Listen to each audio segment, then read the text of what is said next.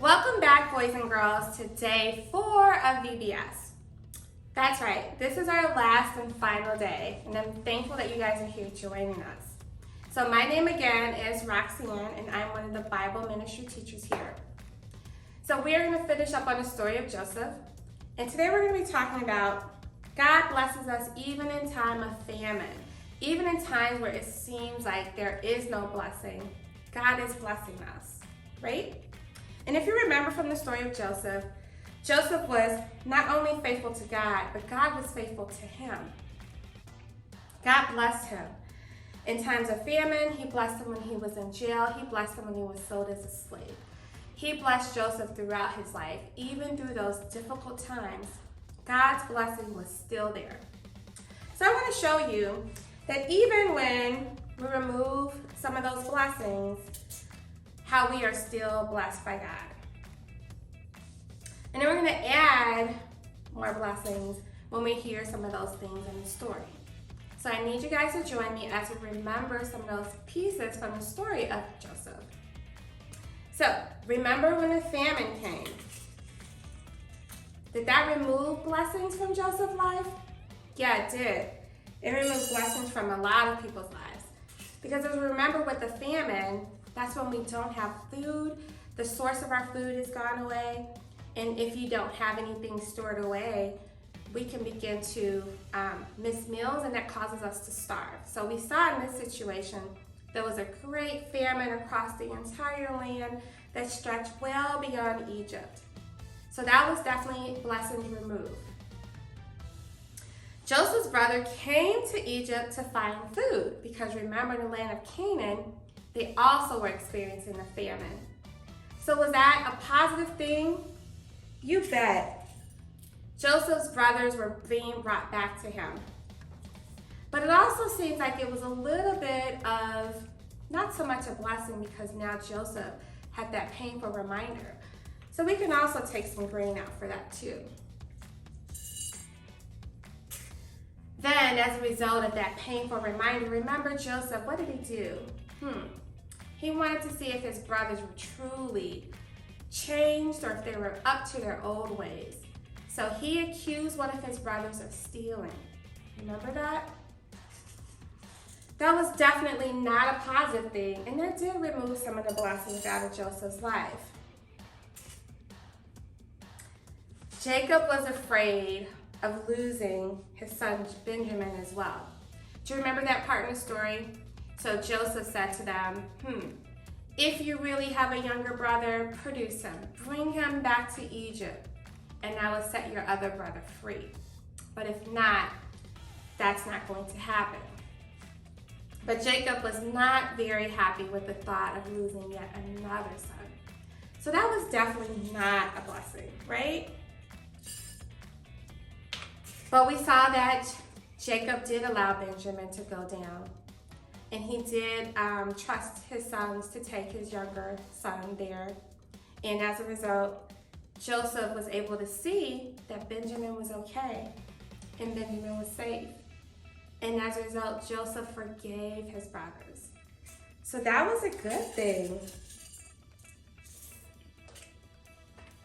Then Joseph was reunited with his father because revealed who he was to his brothers. And that was definitely a positive thing, that their family was reunited and Jacob received that blessing also. And the last part is Jacob and his entire family moved to Egypt and they lived in the land of Goshen. So that was a good thing because they are now all together. So we see even after all of that, even after all of those storms, there's still grain in this container. In fact, there's plenty of grain. Just like in the story of Joseph, there's plenty of food to share with his family. Even in times of famine, there are still blessings from God to be found. And it's our job to continue to see those, even when others can't. I thank you so much for joining us for this VBS, and you guys have an amazing day. Bye-bye.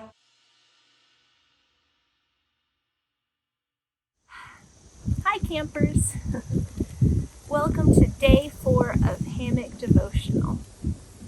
I am Miss Heather, and I am super excited to see you again today. As always, we are going to start our devotional with a prayer. And if you remember, we're going to pretend like this hand is us and this hand is God's love. And we're going to put them together so that they're intertwined. And for today's prayer, I want you to pray out loud at home with your friends, your family, whoever's with you. And I'm going to pray quietly to myself, but we're going to be praying at the same time. So let's pray together.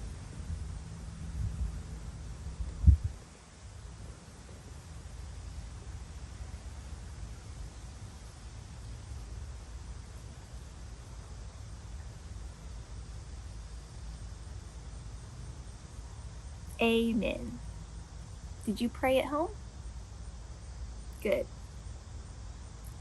We've talked about how God is always with us through the good times and the bad. But did you know God even goes a step further than that? Not only is He always with us, but He manages to bless us in times of good and even in times of bad. God has a way of turning bad situations into wonderful blessings. And I think the story of Joseph is a great example of that. Listen to what Joseph says in Genesis chapter 50, verses 19 and 20.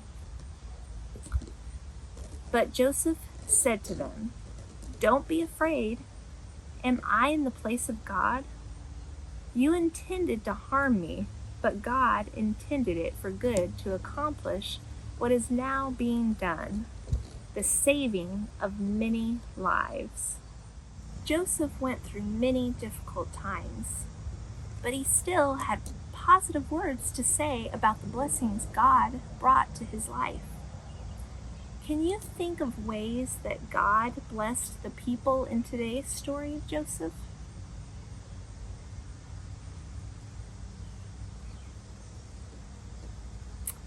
Well, Joseph was reunited with his family. God provided food during the famine. Joseph even forgave his brothers. Sometimes we don't always see the blessings in our lives right away. Just like archaeologists have to spend years searching and digging to find treasures, we don't always see the results of blessings in our lives until later.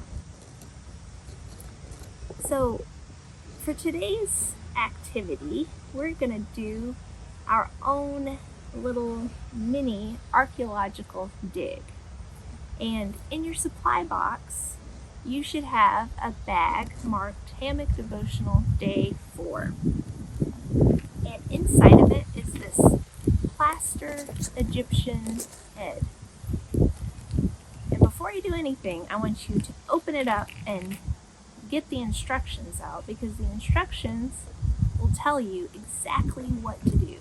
I want you to actually use the little tool that it comes with so you can wear away the plaster and find the treasure inside.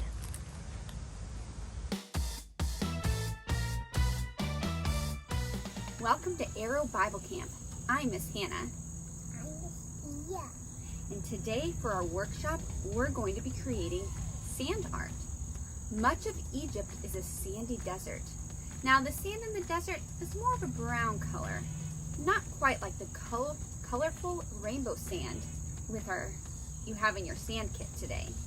But we're going to make colorful designs with our sand kits to help us remember all we learned about Joseph and his time in Egypt this week. If you got an Arrow Bible Camp supply box, you should have received this box of sand art. If you don't have a box, that's okay. You can share ours today. Let's see what's in this box of sand art. You should have some What is it? really colorful sand.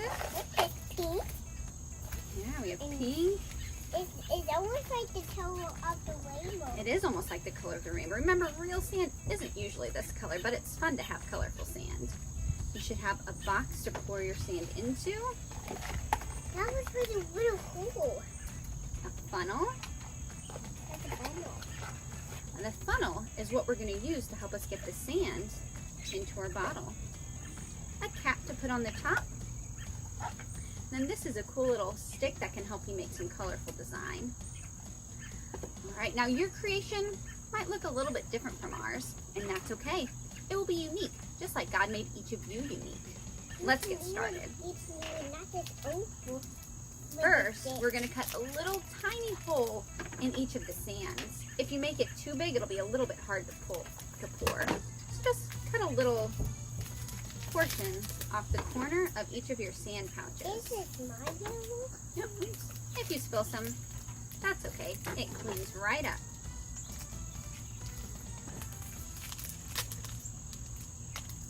All right. Now that we have all of our sand open, we're going to start picking colors. What color do you want to start with, Thea? All right, we're going to start with the yellow. You can choose a different color to start with if you want. Make sure your funnel is lined up in there, and then you're just going to pour and do your best. Good, and you can pour as much yellow in there as you want, or as much as your sand. How much sand do you want in there? Do you have more? What is this rock?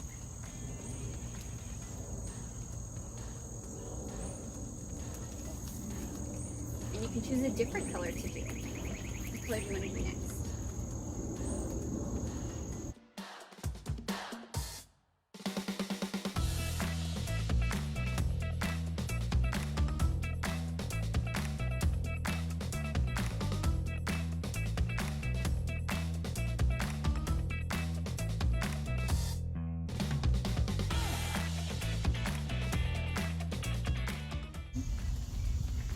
Also use your stick to poke some designs in here. Scoop the sand around a little bit.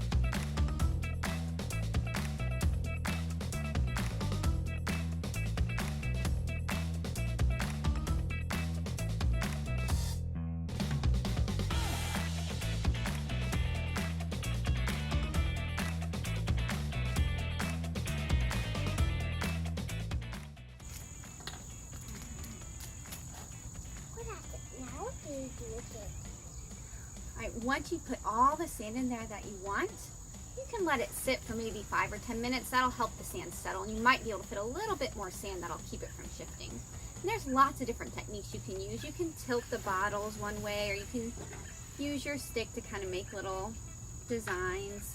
But however it turned out, I'm sure it looks great. Once you're done, you want to find the lid. You want to put your lid on top. Make sure it gets pushed in really good so that your sand doesn't spill out. And you've created a beautiful piece of sand art. Now, every time you look at this sand art that you created, I hope you're reminded of Joseph's time in Egypt and how God used him to do great things, just like God has great things in store for you. Hi campers, I'm Craig.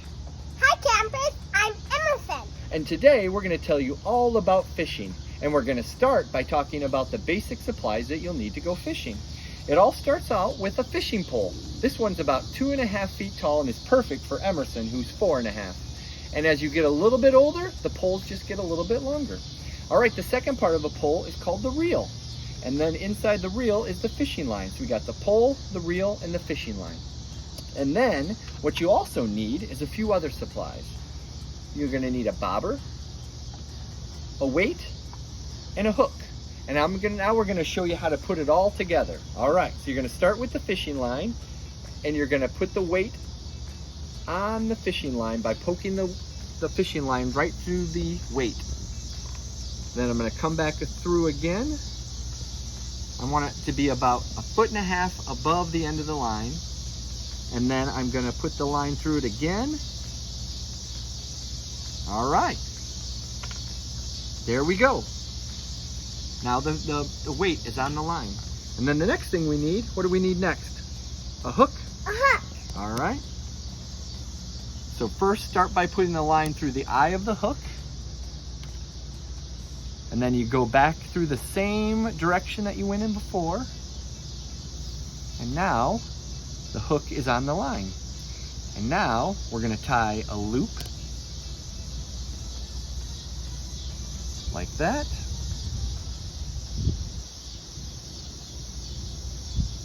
Once you get the loop all the way through, put the hook through that same loop again, and then pull it tight to cinch it up. And then now you got the hook on the line. And we're going to cut off the excess.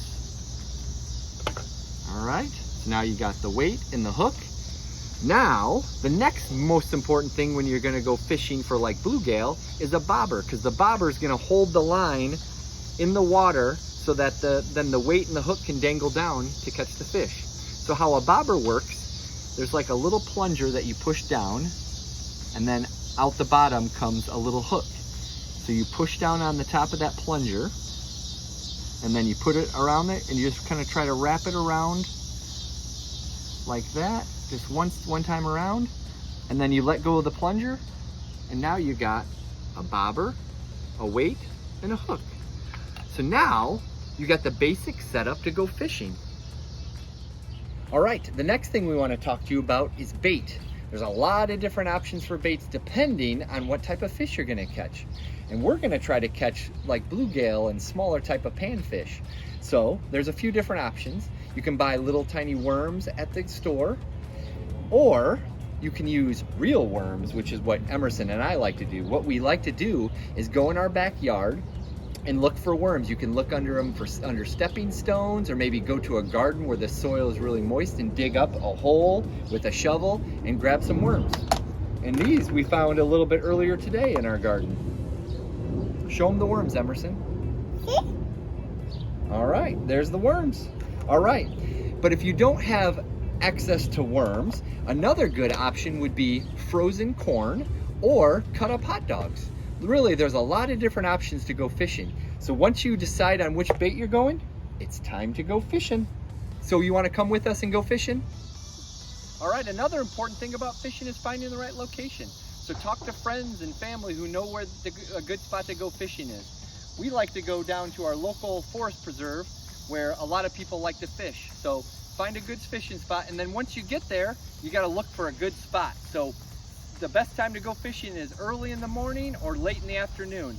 However, if you go fishing like during a warm day, maybe look for some shade, because that's where fish like to kind of rest when it's on a hot day, is in shade. And plus, it helps you when you go fishing too to be fishing in the shade. It's a lot cooler. So find a good location and then find a good spot on the lake, and then you just got to try and see if you catch anything. All right, so now we're at the pond at our favorite spot. So let's talk about some techniques of how to cast. So on the reel we have, there's what we call a plunger. So what you do is when you're getting ready to cast, you hold it with 2 hands, and then you put your thumb right here on this plunger. And as you get ready to cast, you push down on the plunger and then release it as you throw it. Okay, that's the technique we're looking for. Hold it right here and then launch it out there.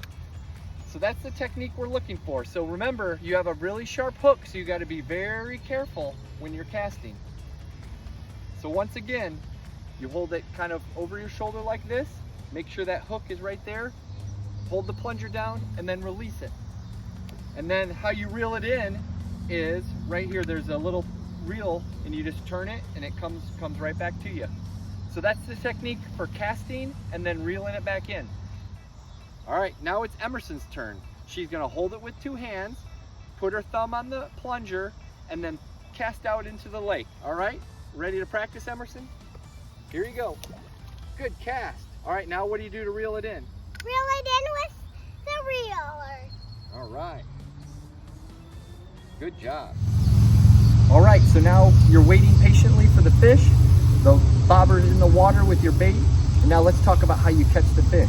So we watch that bobber really closely to see for it to move around.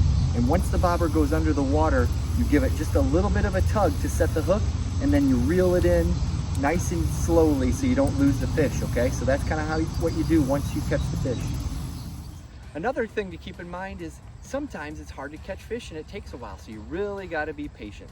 So in order to pass the time, it's a good idea to bring water and snacks if you're going to be out here for a little while.